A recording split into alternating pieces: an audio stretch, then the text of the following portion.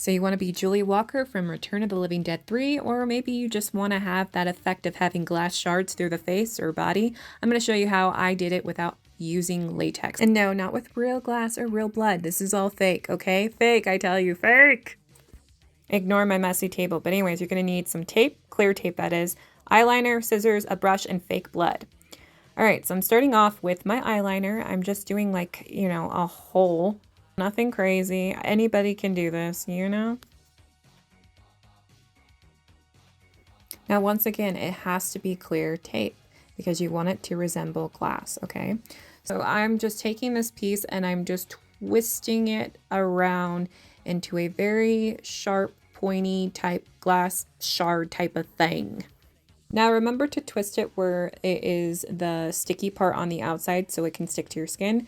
But if it's not sticking still, you can always put like a small like piece of tape over it. And then you're going to want to lay that flat right onto the hole shape that you created.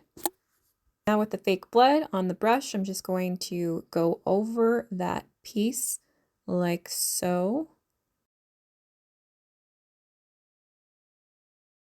All right, there you have it. Pretty simple, pretty easy, and like I said, very lightweight. But yeah, I hope this was helpful, and if you have any questions, be sure to let me know.